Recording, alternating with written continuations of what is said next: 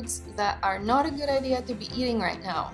Digestive system, the cells in our digestive system actually separate when we eat gluten because they keep separating, they keep poking holes, the gluten and the wheat. Our immune system now is too preoccupied with fighting these things. Take it baby steps. You don't have to, do all these changes in ways that before we just didn't have time to take care of our bodies. We did, okay, let me look within. Let me look at what I've been doing and take responsibility.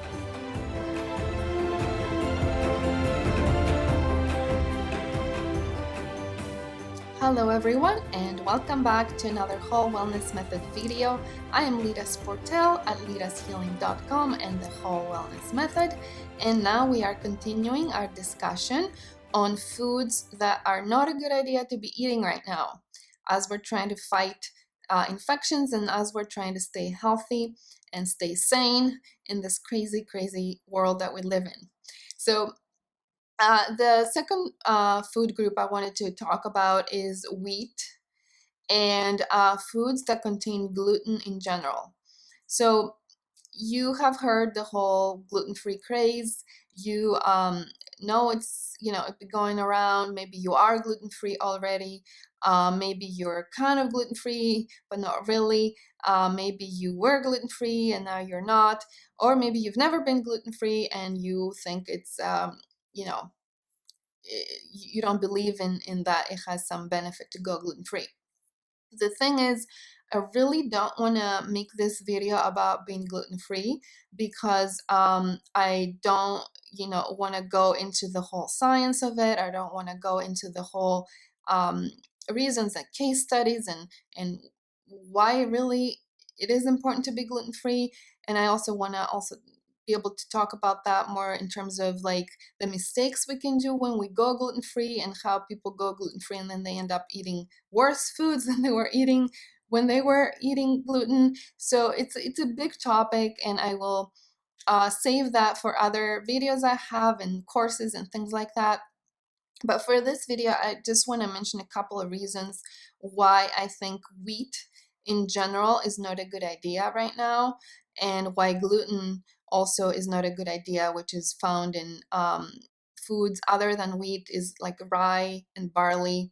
And gluten can be found in any foods because it's hiding in so many different products, even shampoos and lotions. But let me mention the reasons.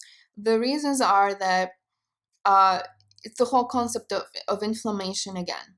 And it's the whole concept of how wheat and gluten cause leaky gut, cause our gut tight junctions.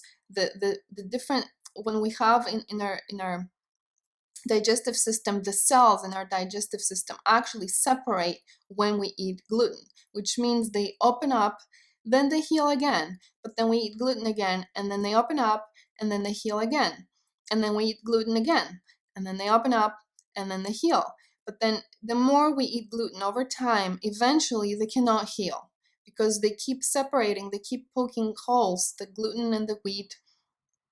And what's in wheat, which is glyphosate, which is herbicide that they spray wheat to make it dry faster and they can harvest it faster.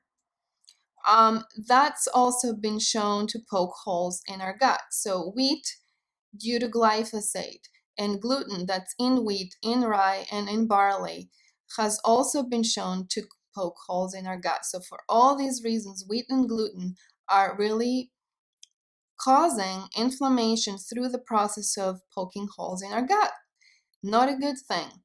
Again, the other thing that leaky gut does is that it predisposes us to autoimmunity.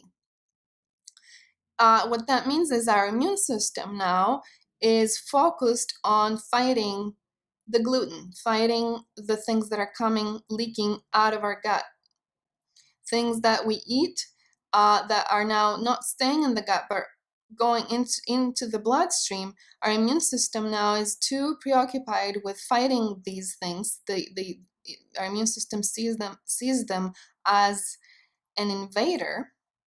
So our immune system now is so preoccupied with this instead of focusing on fighting actual invaders, not food invaders, but actual pathogens. So, and that there's a whole process of autoimmunity that starts with gluten that's been proven over and over and over and over again. So, again, many different reasons why to really consider going gluten-free and avoiding wheat in general. And the whole discussion about glyphosate also ties into avoiding GMOs. GMOs are, soy and corn and other different products are mostly GMOs, especially here in the US. So those, again, huge controversial topic. I don't want to go too much off on this, but if you can try to find things that are either non-GMO certified or organic, or just avoid the specific foods that are mainly GMOs. So if you are going to eat soy or if you're going to eat corn, just make sure they're not GMO. It's a good idea right now. It's really good idea because you don't want an inflammation right now. You don't want any extra burden on your immune system. You don't want any extra burden on your gut. You don't want to be continuing to separate those tight junctions. You don't want to continue to be poking holes in your gut. So all that's to say, let's try to avoid GMOs. Let's try to avoid wheat, gluten, and as I mentioned before, sugar. And now the last thing I would like you to try to avoid is the refined oils, the processed nasty oils. Unfortunately, most places and most packaged foods and things like that, and in restaurants, they use those unhealthy oils. And unhealthy oils is also a huge discussion as to why they're really damaging.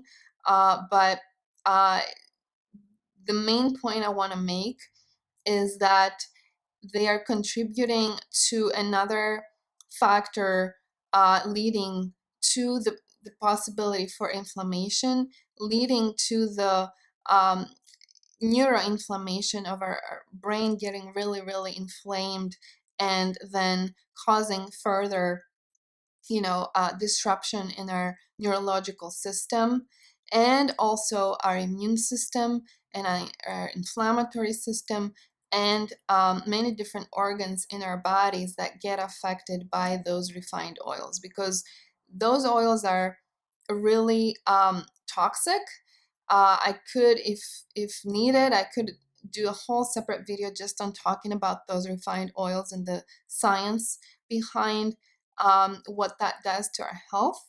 But to me, it's just as important to remove sugar, to remove wheat, gluten, GMOs, and refined oils to really help give our body a little break from that inflammation storm that's going on, that fire, that fire that's in our bodies, and to really focus our body on what it needs to be focusing on, which is to stay healthy, to stay sane, to stay with a strong immune system so that it can deal with what's going on around us. And so in terms of which oils should you be eating instead of the oils that I said not to be eating. So just to clarify, the oils that are the refined oils are things like canola oil, soybean oil, vegetable oil, sunflower oil, safflower oil, corn oil, pretty much all the oils that are found at the stores or at the restaurants, with the exception of high quality olive oils, avocado oils, coconut oils, grass-fed butter, and ghee butter. So these are the good healthy oils. Again, ghee butter, grass-fed butter, avocado oil, olive oil, and coconut oil are the healthy sources of fat that are actually anti-inflammatory. So just as much as refined oils are inflammatory, those good oils are actually very, very anti-inflammatory and very healing on many different levels. And again, there will be another video that I will talk about the health benefits of healthy fats. So I hope this was helpful. Again, take it baby steps. You don't have to, do all these changes right today or even tomorrow. but it is an opportunity for all of us, I think, to really take a good look at the food we've been eating, try to make some changes slowly, and start taking care of our bodies in ways that before we just didn't have time to take care of our bodies. We didn't think about taking care of our bodies. We didn't think it's important what we eat.